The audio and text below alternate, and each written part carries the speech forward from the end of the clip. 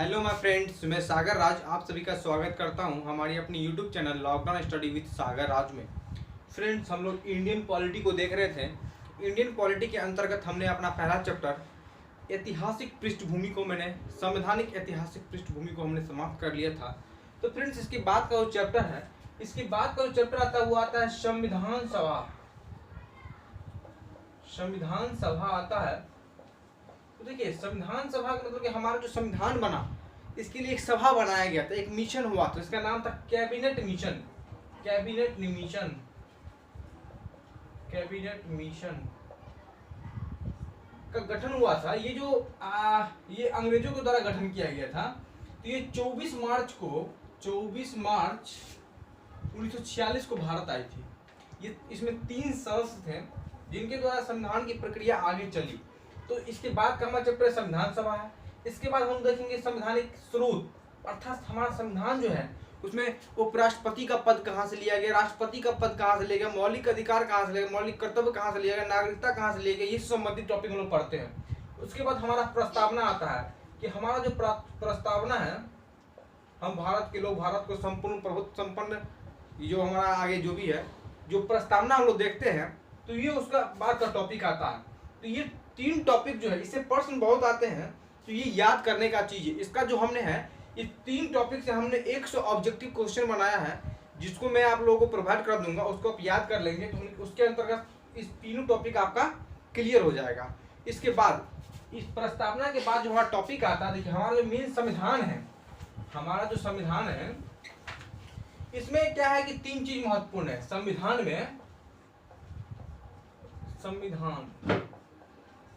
संविधान में 3 चीज आते हैं। पहला आता है अनुच्छेद,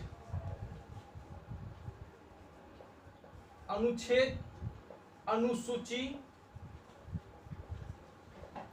और तीसरा भाग। तो देखिए फ्रेंड्स, अब अनुच्छेद क्या, आर्टिकल जो है हमारे मूल संविधान में जो है ना, मूल संविधान में आपको और अनुसूचियां, तो मूल संविधान में हम 395 अनुच्छेद थे, अनुसूचियां आपको 8 थी और भाग आपको 22 था। मूल संविधान का मतलब ये हुआ कि जिससे हमारा संविधान बन के तैयार हुआ, हमारा संविधान बन करके तैयार हुआ था 26 नवंबर 1949 को। तो उस समय में हमारे संविधान 395 अनुच्छेद, 8 भाग और 22 भाग और 8 अनुसूची थी। लेकिन समय जैसे हमें जरूरत पड़ी, वैसे हमारा संविधान में बदलाव होते गया, संविधान संशोधन होते गया। तो हमारे संविधान में वर्तमान में आपको 450 प्लस है, 450 से अधिक अनुच्छेद हैं और 12 अनुसूचियां हैं और 25 भाग हो चुके हैं। तो फ्रेंड्स, हम ये सवाल आता है इसको डील कैसे करेंगे, कैसे पढ़ेंगे। तो देखिए, भाग और अनुच्छेद हम एक ही साथ चलेंगे। मान लीजिए पहला भाग 1 में जैसे कि हम बात करें, भाग 1 की बात करें, तो भाग 1 में 1 से 4 अनुच्छेद को डील किया जाता है, जिसको हम लोग पढ़ते हैं संघ एवं राज्य क्षेत्र के नाम से पढ़ते हैं। फिर भाग 2 की बात करें, तो भाग 2 में हम नागरिकता पढ़ते हैं। नागरिकता आपको 5 से 11 में पढ़ लेंगे। ऐसे करते करते हम लोग 25 भाग पढ़ेंगे और उसमें सारा अनुच्छेद पढ़ेंगे जो इंपॉर्टेंट है हमारे एग्जामिनेशन के दृष्टिकोण से। उसके बाद अनुसूचियां रहेगी 18। इसके लिए हम लोग क्या करते हैं, पहले अनुसूचियां एक छोटा टॉपिक है, इसके लिए इसको हम पहले डील करके खत्म करते हैं। उसके बाद एक भाग से चलेंगे और सारा अनुच्छेद और भाग को साथ में डील करेंगे। तो हमारा आज का जो टॉपिक बनने वाला है, वो हमारा आज का टॉपिक बनेगा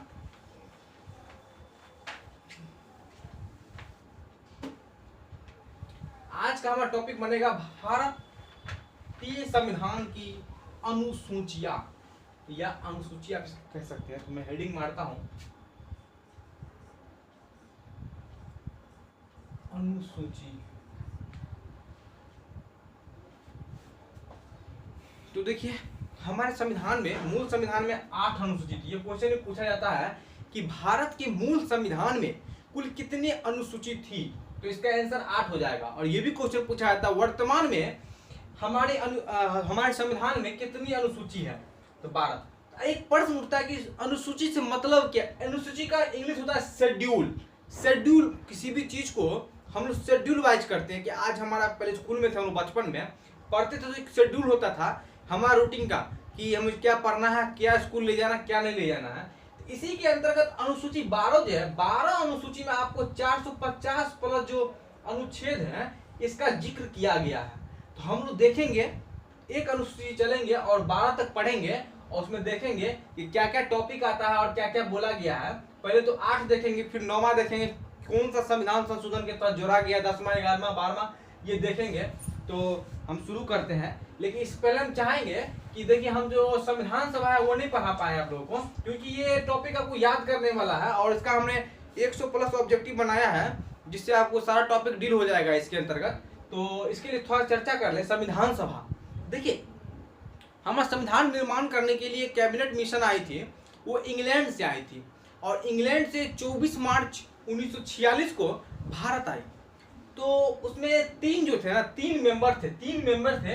एक था स्टेफेंस थे, AB अलेक्जेंडर थे और पैंथिक लॉरेंस थे।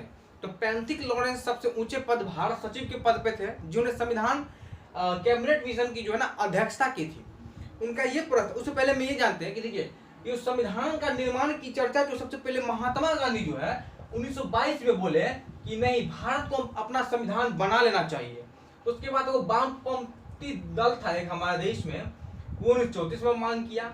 उसके बाद आपको पंडित जवाहरलाल नेहरू मांग किए 38 में, और 1935 में जो है ना आपको 1935 में कांग्रेस, जिसकी स्थापना 1885 में हुआ था, 1935 में कांग्रेस के द्वारा मांग किया गया था, भारतीय राष्ट्रीय कांग्रेस के द्वारा, कि हमें अपना संविधान बना लेना चाहिए। इसके विषय में जिक्र किया गया था।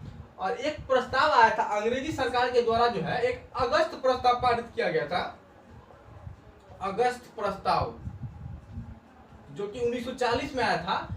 और अगस्त प्रस्ताव के माध्यम से अंग्रेजी सरकार जो है ये मंजूरी दी थी कि भारतीयों के लिए संविधान का निर्माण किया जाएगा। और इसी के तहत जो है ना आपको 24 मार्च 1946 को जो है कैबिनेट मिशन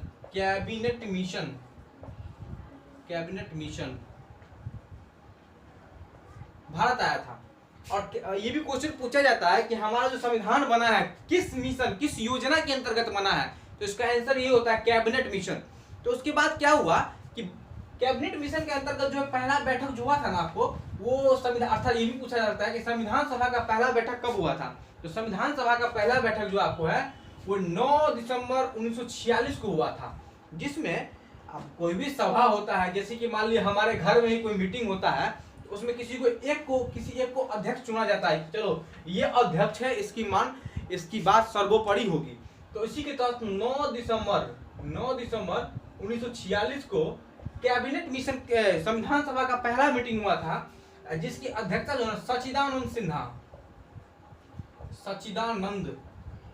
सिन्हा के द्वारा किया गया था। फिर जो 2 दिनों के बाद 11 दिसंबर 1946 को संविधान सभा की दूसरी बैठक हुई थी। तो देखिए जो थे ये अस्थायी थे, अस्थायी मतलब अस्थायी नहीं थे। ये मीटिंग हुई तो उनको ये अध्यक्षता का पद दिया गया था। लेकिन 11 दिसंबर 1946 को जो हमारा दूसरा संविधान सभा का मीटिंग हुआ था, उसमें ये निष्कर्ष निकाला गया कि संविधान सभा के अस्थायी अध्यक्ष डॉक्टर राजेंद्र प्रसाद को बनाया गया था। ये मुख्य बात। इसके बाद बहुत सारे योजना थे, आपको प्रारूप समितियां हैं, इस सब का जिक्र हम लोग ऑब्जेक्टिव में कर देंगे। आप चलते हैं, हमारा आज का टॉपिक उसकी ओर चलते हैं, भारत की अनुसूचियां। तो देखिए पहला अनुसूची जो है ना, भारत के अनुसूची के अंतर्गत पहला अनुसूची में यह कहा जाता है, ये संबंधित है आपको राज्य या संघ मतलब देश, भारत देश का जिक्र जो है ना, और भारत के अंतर्गत कितने राज्य है उसका जिक्र जो है ना प्रथम अनुसूची से हमें मिलता है जानकारी। और ये क्वेश्चन भी पूछा जाता है कि प्रथम अनुसूची से किस विषय में जानकारी मिलती है, तो संघ एवं राज्य क्षेत्र के विषय में मुझे जानकारी मिलती है, देखिए अभी कुछ दिनों पहले हमारे देश में 29 राज्य और 7 केंद्र शासित प्रदेश हुआ करते थे। लेकिन अभी 5 अगस्त 2019 को जो जम्मू कश्मीर का पुनर्गठन हुआ है, उसके बाद जो है हमारे देश में राज्यों की संख्या 28 हो गई है और केंद्र शासित प्रदेशों की संख्या 9 हो गई है।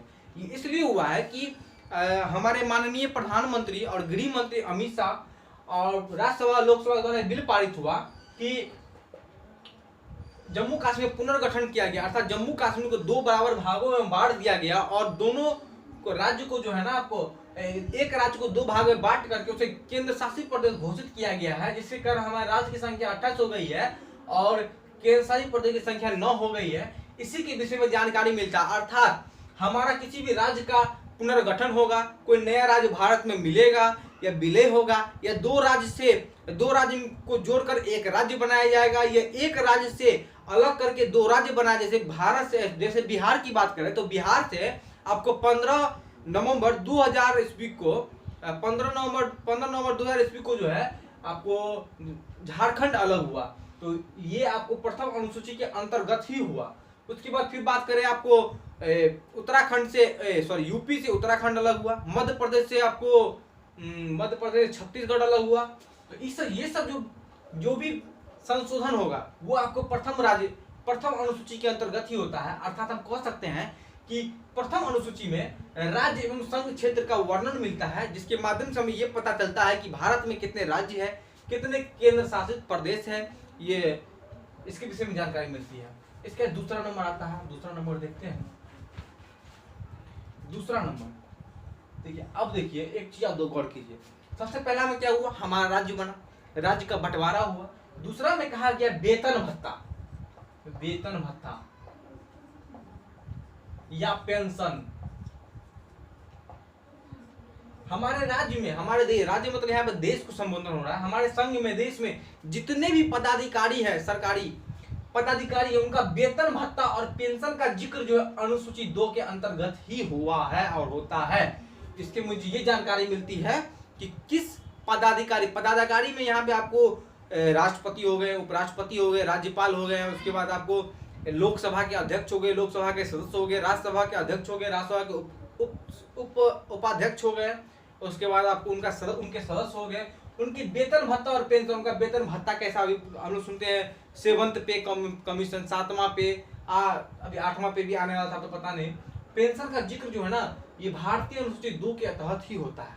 अब तीसरा का बात करें हम, देखिए ये छोटा टॉपिक है, 1 लाइनर है और इसको हमको याद कर लेना है। हमारे कुछ एग्जाम्स में ऐसे पूछे जाते हैं कि वेतन भत्ता का जिक्र हमारे भारतीय संविधान के किस अनुसूची में है, तो इसका आंसर हो जाएगा आपको अनुसूची 2।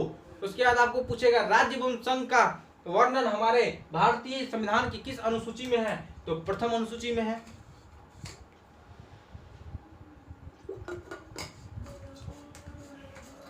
उसके बाद तीसरा देखते हैं। देखिए तीसरा में जो है ना शपथ का वर्णन है, शपथ ग्रहण, जिसको इंग्लिश में ओथ बोलते, ORTH, ओथ, शपथ ग्रहण का वर्णन है। तो देखिए शपथ ग्रहण, जितने भी पदाधिकारी हैं इनका शपथ ग्रहण कैसे होगा, इसका जिक्र जो है अनुसूची 3 के अंतर्गत है। लेकिन देखिए यहाँ पे कुछ अपवाद है, एक्सेप्शन है कि राष्ट्रपति, उपराष्ट्रपति और राज्यपाल को छोड़कर। देखिए शपथ ग्रहण की बात की जा रही है, तो शपथ ग्रहण में जो 3 एक्सेप्शन है कि राष्ट्रपति, उपराष्ट्रपति और राज्यपाल, इस तीनों को छोड़ करके जितने भी पदाधिकारी हमारे भारत में आते हैं उनका जो है आपको शपथ ग्रहण का वर्णन जो है अनुसूची 3 से मिलता है।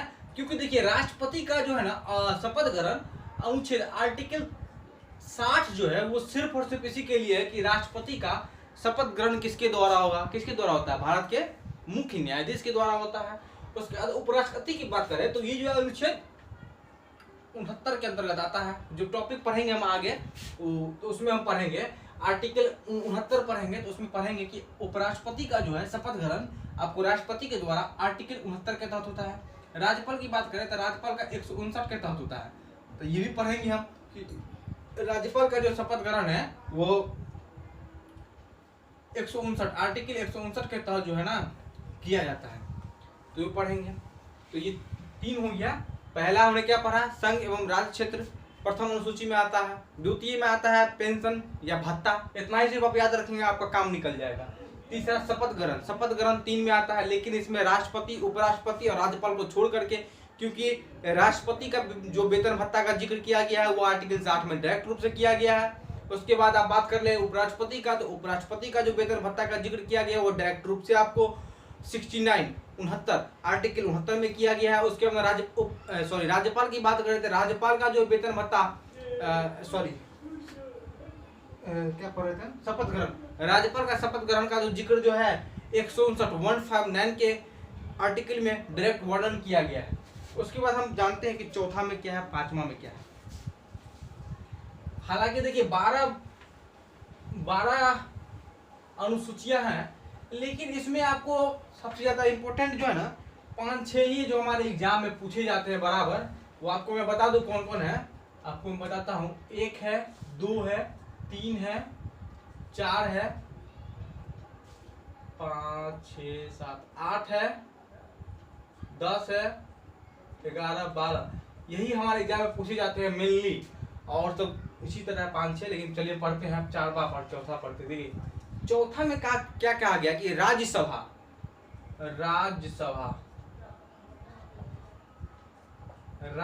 में सीटों का बंटवारा।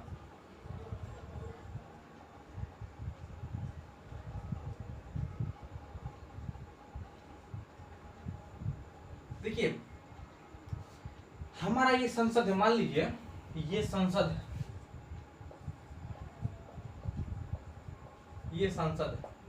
तो संसद किस किस से मिलकर बना है? एक तो संसद में आपको राष्ट्रपति जी होते हैं, राष्ट्रपति महोदय का वर्णन है, 3 अंग होते हैं मेनली, वैसे होते हैं 2 ही, लेकिन राष्ट्रपति का वर्णन हम करेंगे यहाँ पे, क्योंकि राष्ट्रपति जो सर्वोच्च पद माने जाते हैं।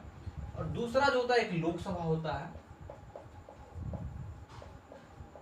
देखिए ये सब चीज पढ़ेंगे, अलग अलग से भी पढ़ेंगे। आर्टिकल 80 में पढ़ेंगे संसद के बारे में, 79 में संसद पढ़ेंगे, 80 में आपको लोकसभा पढ़ेंगे और 81 में राज्यसभा पढ़ेंगे।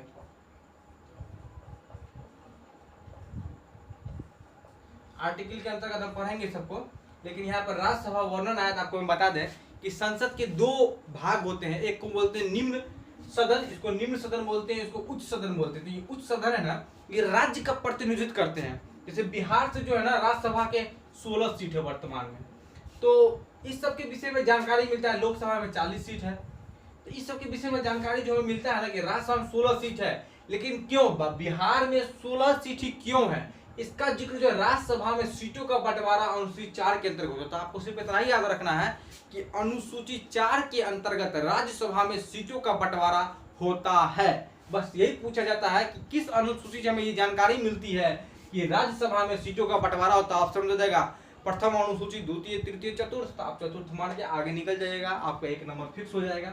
ठीक है, तो चौथा ये देखें हम। 5वां इंपॉर्टेंट नहीं है, लेकिन फिर भी हम आपको बता दें कि देखिए 5वां में क्या कहा गया ना कि अनुसूचित जाति जनजाति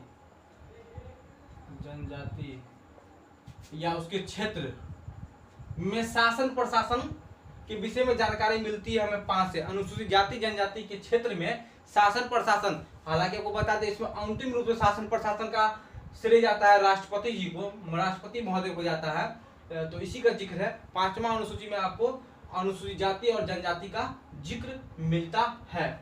अनुसूची 6 का बात कर ले तो अनुसूची 6 में जो है ना, अनुसूची 6 में जो आपको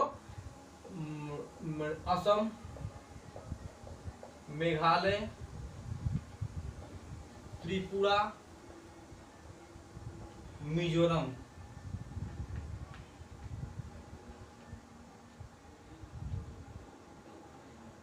अनुसूची 6 के अंतर्गत जो है आपको असम, मेघालय, त्रिपुरा और मिजोरम में जो जनजाति है इसके विषय में जानकारी मिलती है। ठीक है, अब हम देखते हैं 7 में। 7वां की बात करें तो 7वां में जो है केंद्र एवं राज्य के बीच जो है, केंद्र एवं राज्य के बीच शक्ति का विभाजन है। अब देखिए शक्ति का विभाजन एक वर्ड है, शक्ति का विभाजन का मतलब क्षेत्र, कार्य क्षेत्र का। देखिए 3 सूची हम लोग पढ़ते हैं, एक होता है राज्य सूची, राज्य सूची, संघ सूची, एक समवर्ती सूची होता है, समवर्ती सूची होता है। देखिए इसका मतलब ये हुआ कि राज्य सूची में शक्ति का बंटवारा, किस मुद्दा पे, किस टॉपिक पे राज्य सरकार को कानून बनाने का अधिकार है, किस मुद्दा, किस टॉपिक पे आपको केंद्र, संघ मतलब केंद्र है, केंद्र सरकार को आपको क्या बोलते हैं, कानून बनाने का अधिकार है, और किस मुद्दा पर दोनों को सामूहिक रूप से, समवर्ती मतलब दोनों सामूहिक रूप से दोनों को अपने आपसी तालमेल के साथ कानून बनाना है, इसी का जिक्र किया गया है। तो इसी को हम लोग बोलते हैं शक्ति का विभाजन, अर्थात संघ सूची। संघ सूची में क्या क्या आएंगे, जिस पर केंद्र का हक होगा, कानून बनाने का खेल कूद है, आपको बहुत सारा ऐसा टॉपिक है, महिला सशक्तिकरण है, बहुत सारे टॉपिक है। उसके बाद राज्य है, राज्य सूची है, और समवर्ती सूची में दोनों को सामूहिक रूप से मिल करके आपसी तालमेल बना करके कानून बनाने का अधिकार, इसी को हम लोग कहते हैं। आप इतना सिर्फ याद रखिए कि इस सब के विषय में पढ़ेंगे, हमारे जब आर्टिकल में चलेंगे, अनुच्छेद भाग में चलेंगे, तो सबके विषय डिटेल से पढ़ेंगे। ये एक छोटा टॉपिक है, इसी के लिए इसको एक लाइन में याद रखिए, केंद्र एवं राज्य की शक्ति का विभाजन जो है अनुसूची 7 से जानकारी मिलती है। और हमारे यहाँ प्रश्न पूछा जाता है कि संघ सूची, राज्य सूची और समवर्ती सूची का जिक्र किस अनुसूची में है, भारतीय संविधान की किस अनुसूची में मिलती है, तो आप इसका आंसर 7 मार करके, टिक मार करके आप चल सकते हैं आगे। उसके 8वां बात करेंगे, 8वां जो काफी इंपॉर्टेंट है, वेरी वेरी इंपॉर्टेंट आप कह सकते हैं, क्योंकि 8वां क्वेश्चन हम अपने ऑब्जर्वेशन में देखा है कि सभी में सबसे ज्यादा पूछे जाने वाले जो 8वां है, 8वां और 10वां। तो 8वां जो है आपको इसमें राजभाषा,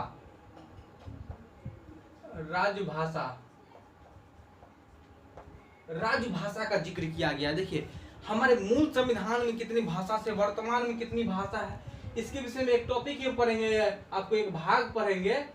तो उसमें आपको पढ़ना है राजभाषा आयोग का गठन कैसे हुआ, कैसे हमारा भारत, अभी वर्तमान में भारत में 22 भाषा है जिसको अनुमति मिला है, भाषा है, ठीक है। तो राजभाषा का गठन, इसके विषय में जानकारी मिलती है कि राज्य का भाषा कैसा होगा, हमारा पत्राचार मतलब पत्रकार का भाषा कैसा होगा, हमारा संसद का भाषा कैसा होगा, इस सब के विषय में जानकारी मिलती है। अनुसूचियां आप डायरेक्ट याद रखिए, एग्जाम में से पूछे जाते हैं कि राजभाषा का जो वर्णन है किस संविधान की किस अनुसूची में है, तो इसका आंसर हो जाएगा 8। अब 9वां देखिए, 9वां में जो है भूमि सुधार,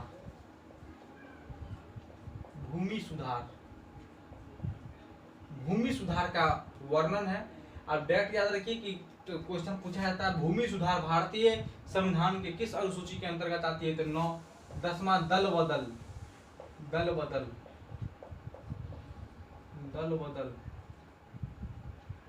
का वर्णन है, ठीक है। 9वां, 10वां, 11वां और 12वां जो है बाद में जोड़ा गया संविधान संशोधन के अंतर्गत। हमारा एक टॉपिक होगा भाग 20 और आर्टिकल 368 के तहत हम लोग पढ़ेंगे, संविधान संशोधन पढ़ेंगे, उसमें सारा हम लोग पढ़ेंगे। जब संविधान संशोधन 1, 2, 3, 4, 5 ऐसे पढ़ेंगे तो उसमें हम लोग इसको देखेंगे डिटेल्स में। बस आप इतना याद रखिए कि 8वां, तो हमने को रिपीट करते, देखिए प्रथम अनुसूची में मुझे राज्य एवं संघ प्रथम अनुसूची में मुझे संघ एवं राज्य क्षेत्र के विषय में जानकारी मिलती है। द्वितीय के अंतर्गत हमें वेतन भत्ता या पेंशन के विषय में जानकारी मिलती है। तृतीय अनुसूची के अंतर्गत हमें शपथ ग्रहण के विषय में जानकारी मिलती है। चौथा अनुसूची के अंतर्गत हमें आपको राज्यसभा में सीटों के बंटवारा का वर्णन मिलता है। 5वां के अंतर्गत अनुसूचित जाति जनजाति और उनके क्षेत्र में शासन प्रशासन किनका होगा उनके विषय में जानकारी मिलती है। 6ठा से हमको मेघालय, असम, मिजोरम और त्रिपुरा में जनजाति जो है और उसके क्षेत्र में शासन प्रशासन के विषय में जानकारी मिलती है। 7वां के अंतर्गत जो है शक्ति का विभाजन, केंद्र और राज्य के बीच शक्ति का विभाजन किया गया है, जिसमें 3 लिस्ट बनाए गए हैं, संघ सूची, राज्य सूची और समवर्ती सूची, किस पे किसका कानून बनाने का अधिकार होगा। 8वां में जो राज्य भाषा के विषय में जानकारी मिलती है कि हमारे देश का राष्ट्रीय भाषा क्या होगा, इस सब के विषय में जानकारी मिलती है। 9वां के अंतर्गत आपको भूमि सुधार है। 10वां में दल बदल है, दल बदल के विषय में जानकारी मिलती है। और इसके बाद हम बात कर रहे 11 और 12। 11 में जो आपको है तो पंचायती राज का वर्णन है, पंचायती राज। और 12 में जो है आपको नगर पालिका, नगर निगम लिखते हैं इसको, नगर निगम का वर्णन है। तो हमारे एग्जाम में पूछा जाता है कि किस अनुसूची के अंतर्गत हमें नगर निगम के विषय में जानकारी मिलती है, तो 12। किस अनुसूची के अंतर्गत जो हमारा पंचायती राज का वर्णन मिलता है, तो 11। ये कब जोड़े गए, कैसे जोड़े गए, सब विषय में हम लोग पढ़ेंगे। जब भाग 20 देखेंगे तो उसके अंतर्गत सारा हम डिटेल्स में जानेंगे। तो चलिए, आज के लिए हमारा टॉपिक था अनुसूची 12। अनुसूची 12 था, उसका टॉपिक था, उसको मैंने आज डील किया। और बस आपको इतना ही याद रखना, फिर से मैं आपको रिपीट कर देता हूँ कि 12 अनुसूची में क्या क्या है, 1 मिनट में। देखिए फ्रेंड्स, इसका ट्रिक भी बहुत सारा है, तो ट्रिक पे नहीं जाना है। आप इसको थोड़ा अपने कॉपी पे आप ग्राफ पाड़े, एक कॉपी ले, पेज ले, और उस पे ग्राफ पाड़े। ग्राफ के माध्यम से आप याद करते तो आप कभी नहीं भूलिएगा। हमने जो भी कुछ याद किया है उसको ट्रिक के माध्यम से कुछ भी याद नहीं, क्योंकि ट्रिक जो आपको क्लासरूम और घर तक ही याद रहेगा। एग्जामिनेशन हॉल में आप ट्रिक भूल जाएंगे। मैथ भी पढ़ते हैं हम, तो मैथ में बहुत सारे टीचर्स का कहना है कि ट्रिक हॉट फंडा, लेकिन मेरा कहना में नहीं है। बेसिक याद रखिए, यदि आप ट्रिक भूल भी जाते हैं तो ऑटोमेटिक आप उसको बना सकते हैं। तो चलिए हम आपको अनुसूची, भारत की 12 अनुसूची को आपको 1 मिनट के अंदर मैं बताता हूँ। देखिए, पहला अनुसूची में मुझे ये याद रखना है कि संघ एवं राज्य क्षेत्र की जानकारी मिलती है। द्वितीय के अंतर्गत पेंशन वेतन भत्ता की जानकारी मिलती है। तृतीय के अंतर्गत हमको जो है शपथ ग्रहण के विषय में जानकारी मिलती है। चतुर्थी के अंतर्गत आपको राज्यसभा में सीटों का बंटवारा मिलता है। 5वें के अंतर्गत जो है अनुसूचित जनजाति और उसके क्षेत्र में शासन प्रशासन के विषय में जानकारी मिलती है। 6ठा के अंतर्गत मेघालय, असम, त्रिपुरा और मिजोरम में शासन प्रशासन के विषय में जानकारी मिलती है। 7वां के अंतर्गत आपको शक्ति का विभाजन केंद्र और राज्य के बीच है, जिसमें 3 सूची बनाई गई, केंद्र, संघ सूची, राज्य सूची और संवर्धित सूची। 8वां अनुसूची के अंतर्गत हमें ये जानकारी मिलती है कि राज्य भाषा, राज्य का भाषा कैसा होगा, राष्ट्रीय भाषा कैसा होगा, पत्रकार का भाषा कैसा होगा, हमारा व्यवहारिक भाषा क्या होगा, इसके विषय में जानकारी मिलती है। 9वां आपको भूमि सुधार है। 10वां दल बदल। 8वां आपको पंचायती राज और 9वां आपको नगर निगम है। 11 आपको पंचायती राज है और 12 में आपको नगर निगम के विषय में जानकारी मिलती है। नंबरिंग में कुछ गलती हो गया था, तो आप इसको देख लें और कॉपी पर लिख लें। बस इतना ही याद, अनुसूची में तो इतना ही याद रखिए कि नगर निगम की जानकारी 12 से मिलती है, पंचायती राज 11 से मिलती है, राजभाषा 8 से मिलता है। पहला में संघ और राज्य क्षेत्र है। बस यही पूछ ही जाते हैं। और आज के लिए इतना ही। कल का जो हमारा आएगा टॉपिक है बहुत ही इंटरेस्टिंग टॉपिक है, इसको अच्छे से डील करेंगे। देखिए, जब हमारा भारत का संविधान बना तो मूल संविधान में भाग 1 जो अभी भी है, भाग 1 में 1 से लेके 4 अनुच्छेद, 1 से लेके 4 अनुच्छेद ये बोलिए या आर्टिकल बोलिए, वो आते हैं। इनका टॉपिक है संघ एवं राज्य क्षेत्र। संघ एवं राज्य क्षेत्र का वर्णन है। तो इसके अंतर्गत देखेंगे कि राज्यों का पुनर्गठन कैसे हुआ, बिहार से झारखंड कैसे हुआ अलग, आपको महाराष्ट्र का पुनर्गठन कैसे हुआ, सब देखेंगे कल के क्लास में। तो आपसे बस एक ही कहना है कि हमारा वीडियो अच्छा लगा तो लाइक सब्सक्राइब करें, ज़्यादा से ज़्यादा शेयर करें, क्योंकि देखिए आपका यही सपोर्ट मुझे अच्छा लगता है और मुझे ऊर्जावान बनाता है एक अच्छे वीडियो बनाने के लिए। तो आज के लिए इतना ही। जय हिंद, जय भारत।